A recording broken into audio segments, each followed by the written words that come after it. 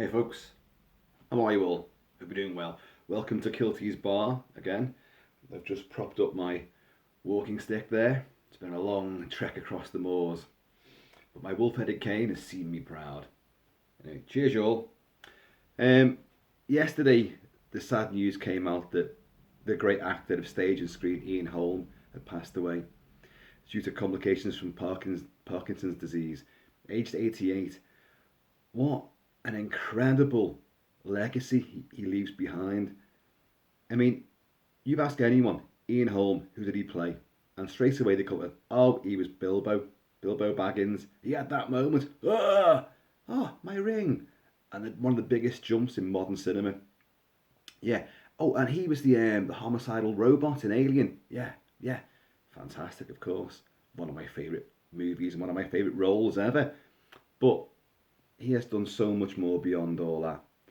In a wide ranging array of performances and roles right across every genre. This was a guy that started making TV, plays and dramas in the 50s. His feature film debut was in 1968 though with the Bofors Gun. Or was it the likes of Nicole Williamson and David Warner? And to stand against people even then of that stature was amazing. He would be a luminary of stage as well. He's played literally every character Shakespeare ever wrote.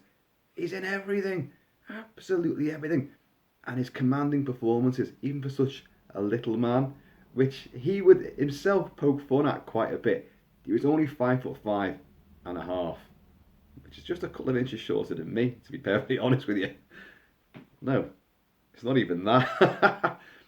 But in Time Bandits, of course, he plays Napoleon Bonaparte, and he's forever, insecure about his height, and he's just conquered part of Italy or France or whatever it is, and he's got there's a mad puppeteer who's been wounded already, who's got the Punch and Judy stall going, and he's loving that. But anyone else who's taller than him, he can't stand it, and all his aides de camp are all taller than him. His lieutenants, his generals, and he can't stand it until the Time Bandits arrive. And he loves the little people. He loves the little people who rob him blind and then go through a time portal to, where did he go?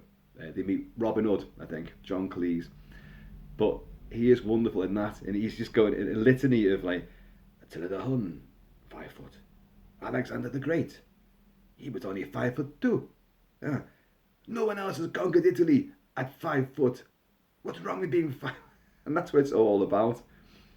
But of course, he would also play a borrower. So as well as a hobbit and diminutive Napoleon Bonaparte, he would play a borrower as well in TV's very successful dramatisation, which had, I think, 2 ongoing serials.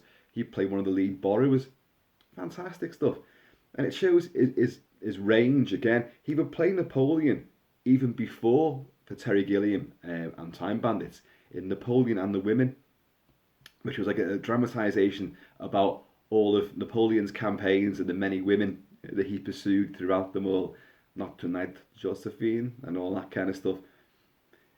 He had a quirky sense of humour, which didn't always come across.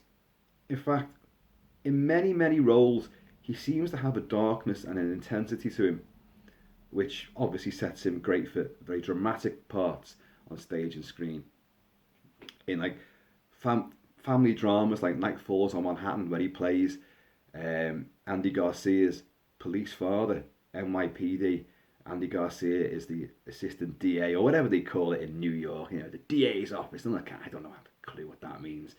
But his father gets shot in the line of duty, but then transpires that he may well be part of an inner circle of corrupt coppers. So it's a great sort of legal drama. And Ian Holm, once again, in a more sort of mundane, it's not genre. He's not a robot. He's not a hobbit. He's not a borrower.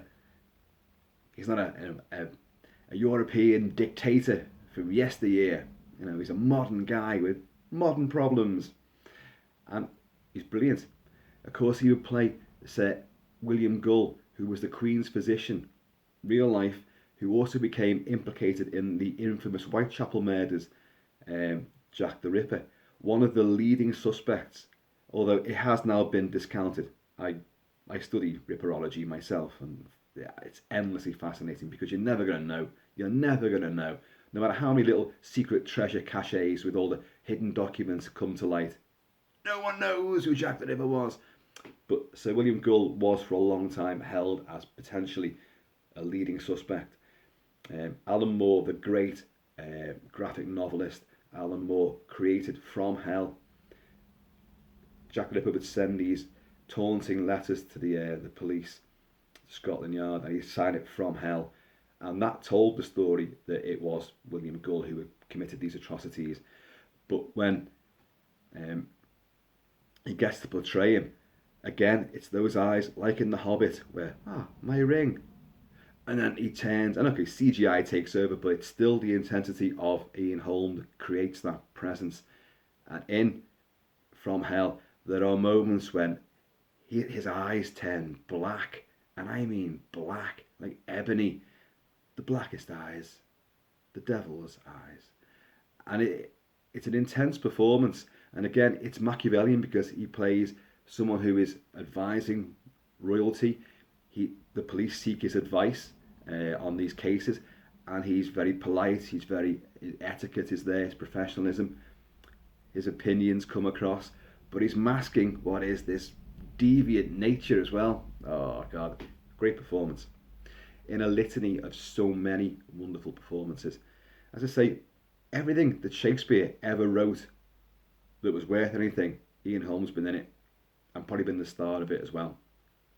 Incredible. He would also he would be Captain Philippe in Greystoke, Tarzan, Lord of the Apes. Homage.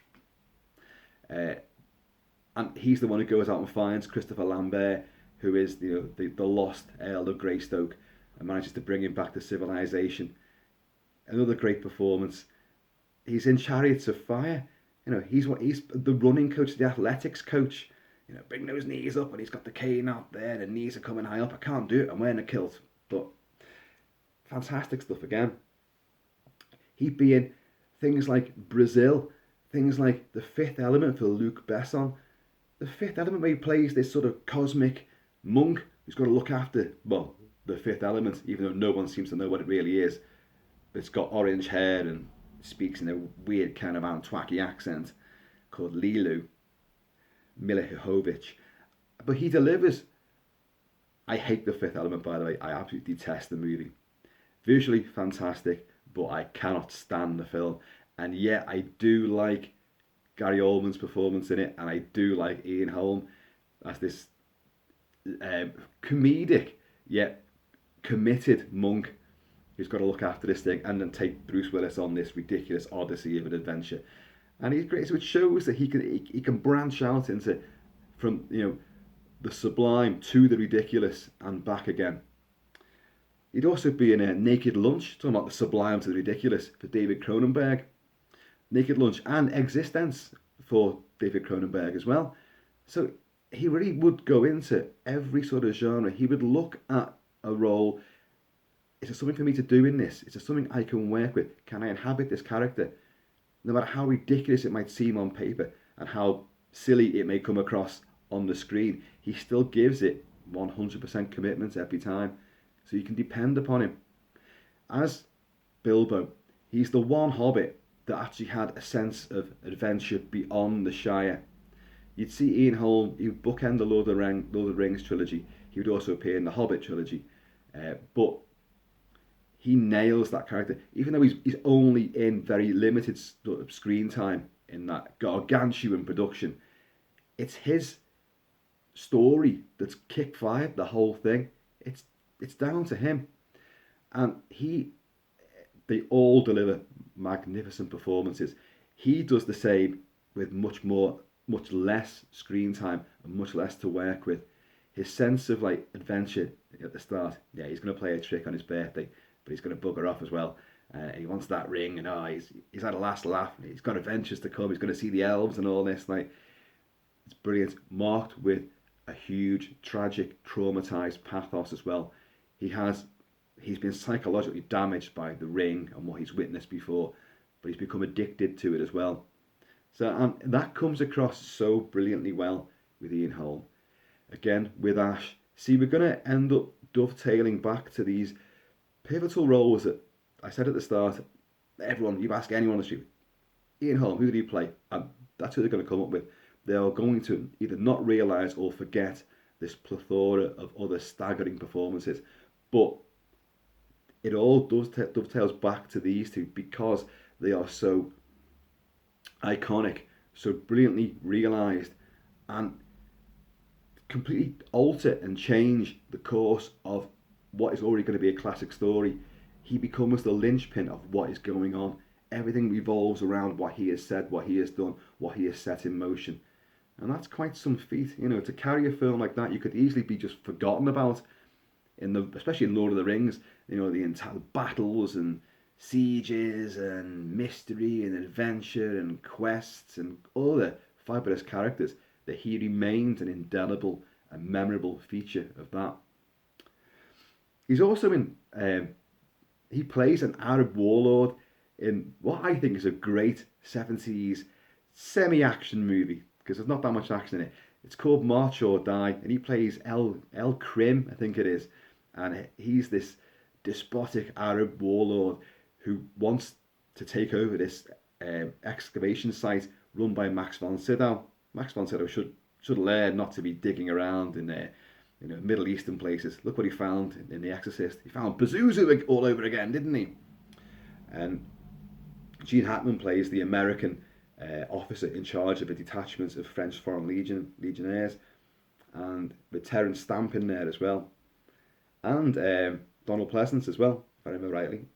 I think I remember rightly. And it ends up being a huge battle at the end of the movie. It's a massacre, basically, when the Arabs just completely lay siege to this expeditionary excavation site. But Ian Holm plays this, tyrannical swine who he will torture prisoners as well, and he's brilliant. He brings a colour to it as well. It is really, really clever stuff. But he'd also appeared in things like Ratatouille, the great Pixar movie, Brad Bird. In fact, it's one of the best Pixar movies there is. And let's face it, Pixar make some of the best movies going anyway. But he lent his name to Skinner, who is this bully boy, and yet diminutive. He's tiny little chef in this Parisian restaurant called Skinner, and he can't stand Linguini, who comes in there. And Linguini, of course, has little Ratatouille, little Remy, who's the rat, who teaches him how to cook. It's a fabulous movie. And although Ian Holm is portraying what is one of the villains in the piece, he's the villain you see most of all. It's going to be the restaurant critic who's the big villain who's going to be won over.